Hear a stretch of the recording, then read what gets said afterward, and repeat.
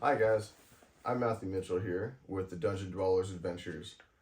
I have Aaron here joining me. He is our player who plays Mahdi in the current adventure, and we're gonna get to know the character and the player a little more. So, got a couple questions for you. Ready? Yeah, let's get it started. All right. So, Aaron, who are you, and what got you into D&D? Well, my name is Aaron. I started D&D probably 7 years ago with all of my friends. You actually got me into D&D. We started a campaign about 7 years ago. I played a Tabaxi character that I played based off of a Khajiit that Like I a made rogue, in right? Skyrim. I believe so. He was a rogue / fighter. Yep. But he was my first attempt at building a character. I'd say I was very grounded to what I thought the rules were. My second attempt at building a character, I built a small goblin character. I had a lot more fun with. He was a dark goblin that could talk to the dead. He was a phantom rogue, and he also had very, very high charisma. So probably had a couple baby mamas out there. Other than that, it's been a fun experience building characters. We also have played Fallout tabletop, so I had the experience of building a ghoul style character. So lots of fun stuff. Alrighty. So you already kind of answered how long you've been playing and the characters that you had. I guess the only question I had would be about Tanaki. Can you tell us a little bit about Tanaki from the season 1 Ebbron campaign? I know it wasn't recorded, but I feel like Tanaki had a lot to offer to the group.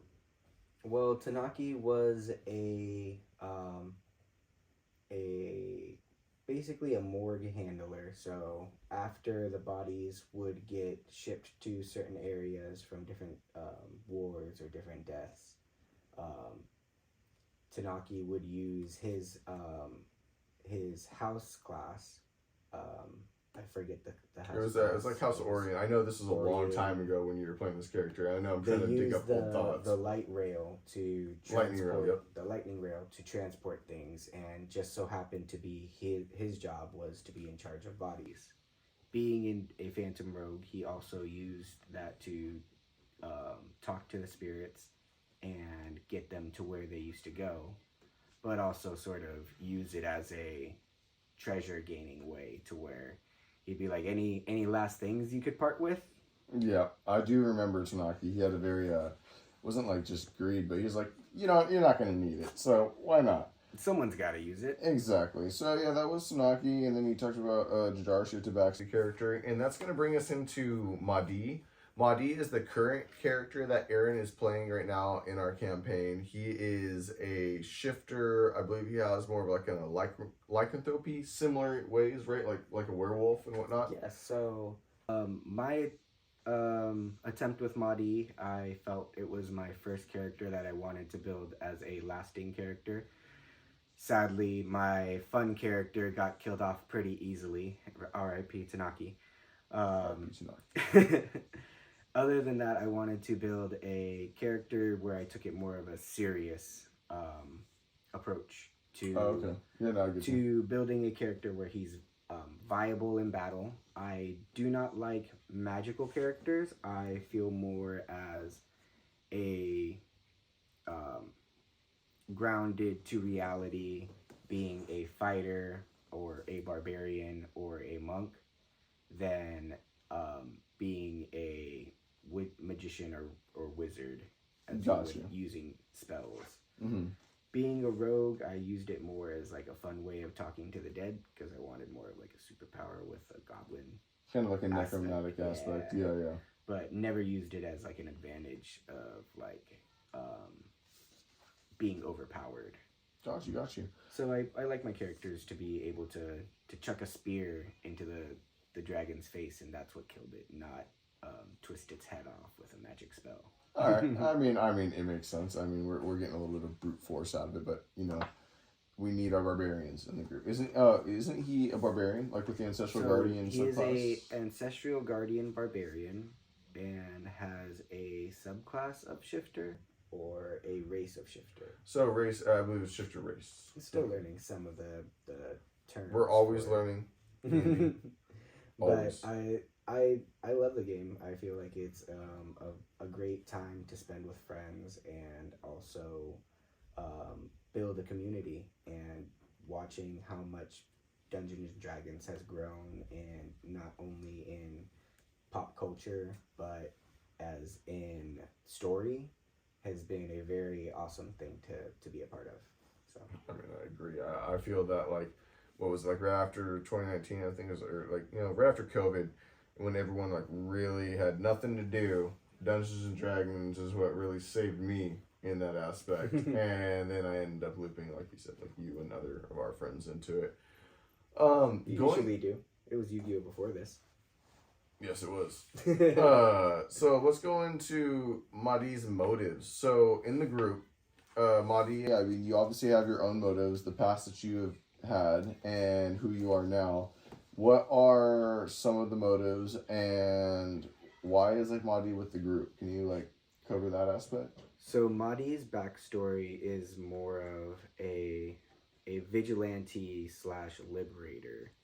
His village where he comes from has been seeing a lot of trading of people, and trading and taking of resources by higher powers.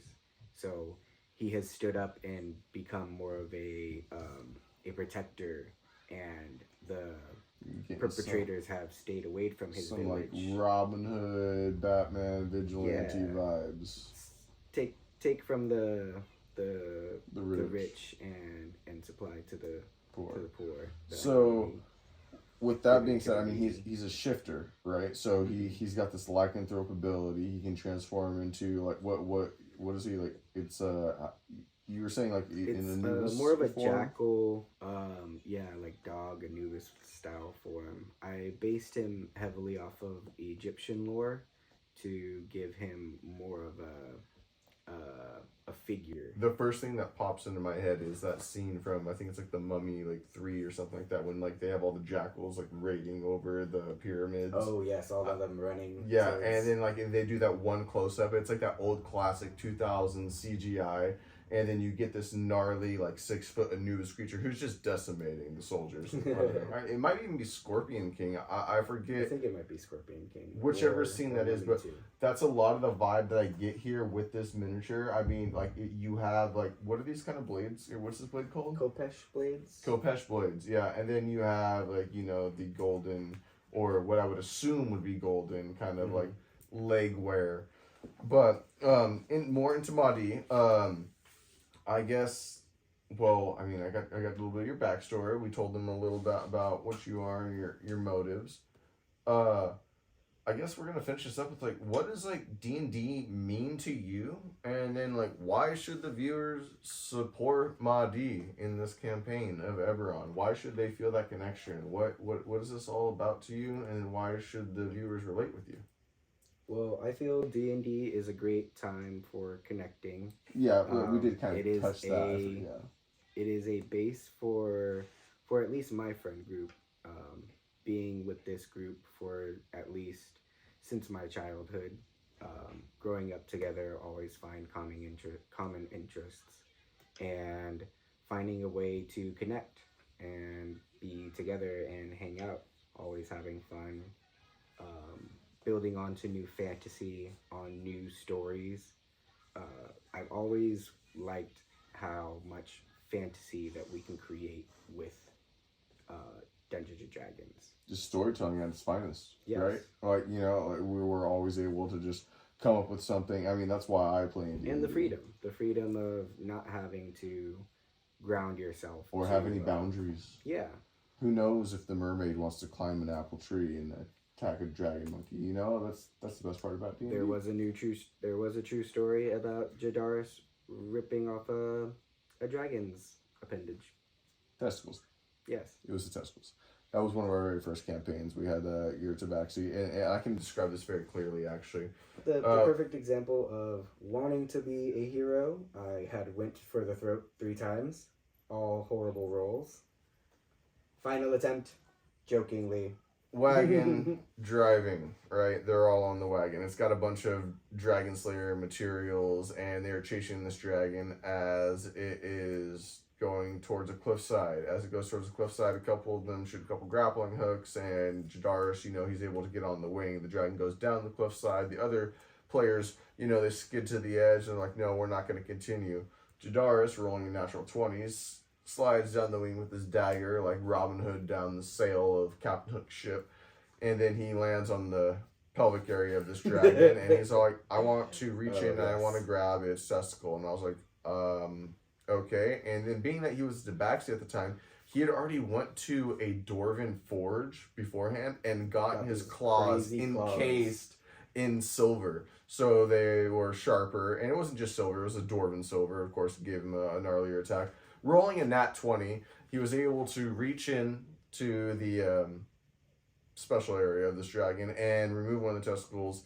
And at that moment, he had gotten kicked off, even with his nat 20, and he was saved by our current character at the time. I believe was it Pyros?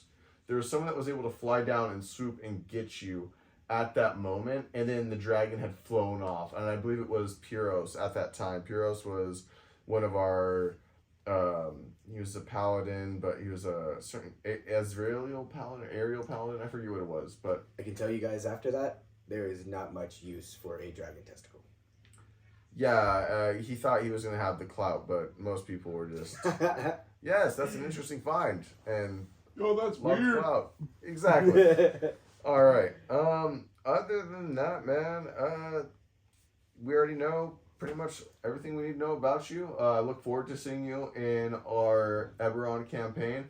Guys, thank you for having the patience and going through all of this as we discover this studio process and understanding how all of this audio and this video equipment works. So thank you again for joining us. Do you have anything to say before to announce? I just wanted to say thank you for all of the support. We love to see all of the views. We love to see more comments and hear what you guys would like to more see. Comments. Tell us if you have something to say.